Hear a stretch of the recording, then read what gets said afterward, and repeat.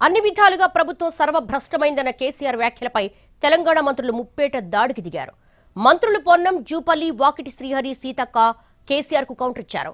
ప్రజలు మీ తోలు తీసినా మారలేదని, ప్రెస్ మీట్ లో తోలు తీస్తామంటే ఊరుకుంటామా అని మండిపడ్డారు మంత్రులు. ఇప్పటికే నీ బిడ్డ కవిత నీ తోలు తీస్తోందని విమర్శించారు. అత్యంత దారుణమైనటువంటి వివక్షకు గురైన జిల్లా పాత మహబూబ్ నగర్ జిల్లా. చాలా చాలా దారుణానికి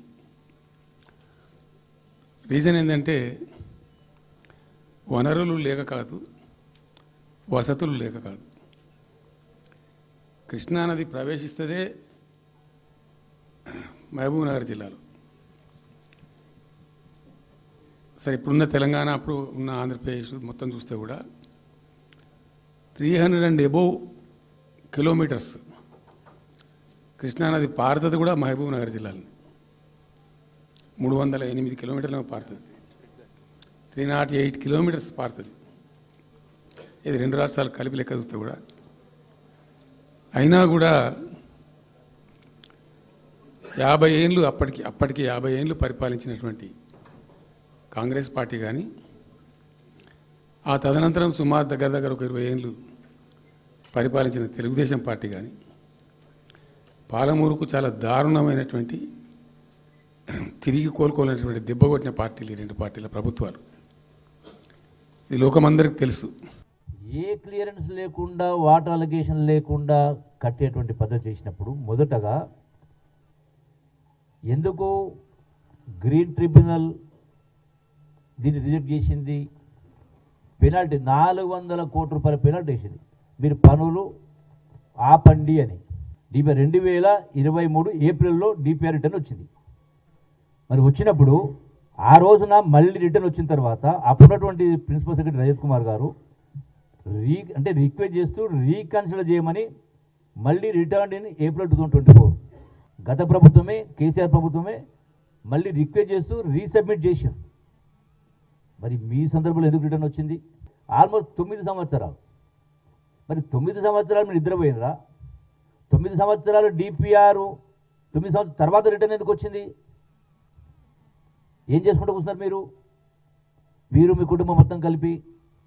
గౌరవ శాసనసభకు పంపిండ్రు. శాసనసభకు నిన్న ముఖ్యమంత్రి గారు చెప్పినట్టుగా శాసనసభ ఏర్పాటు చేస్తామని చెప్తా ఉన్నాం.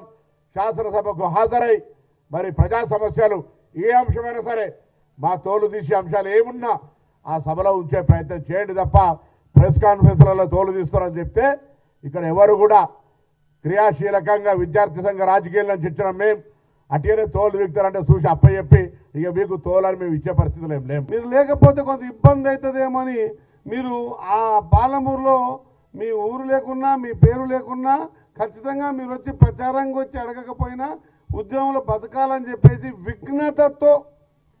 విఘ్నతతో పాలమూరు ప్రజలు మిమ్మల్ని ఎంపిక గెలిపించిన సందర్భంని కూడా గుర్తుపెట్టుకోకుండా పాలమూరు మీద కపట ప్రేమ చూపించి పాలమూరుకి మరి తమ 9 సంవత్సరాల అధికారంలో ఉన్నప్పుడు ఎక్కడెక్కడైతే డబ్బులు ఇన్వెస్ట్మెంట్ చేస్తే తొందరగా త్వరితగతిగా ఇన్ క్యాష్ అయ్యి పైసలు జమ చేసుకునే పని మాత్రమే ముట్టుకొని నేను జాతికి అంకితం చేసిన అని చెప్పి ఒక పంప్ హౌస్ని ఓపెన్ చేసి అదేదో అభూత కల్పన ఏదైతే ఇండ్ల మీద చూపించారో అదే మాదిరిగా ప్రాజెక్టు మీద చూపించి జాతికి అంకితం చేస్తాను అనేటప్పుడు ఎక్కడైనా చిన్నగా కూడా అనిపించలేదా మనసులో? అరే మీరు కాలువలే దోవలేదు, దానికి సంబంధించిన ల్యాండ్ ఎక్వేషన్ ఇవ్వలేదు, ఇవన్నీ క్లియరెన్స్లే రాలేదు, నేను ఎట్టా చెప్పేది? చెబితే మంది ఏమైనా అనుకుంటారా, ప్రజలు ఏమైనా అనుకుంటారా అనేటువంటి సొయ్యి కూడా లేకుండా జాతికి అంకితం చేసిన పాలమూరు రంగారెడ్డి ఎత్తిపోతల పథకాన్ని అని చెప్పేటప్పుడు మనసుకు పాలమూరు జిల్లా ప్రజలు గుర్తుకు రాలేదా అని చెప్పేసి మాజీ ముఖ్యమంత్రి వర్యులు పెద్దలు కేసీఆర్ గారిని అడుగుతా ఉన్నారు.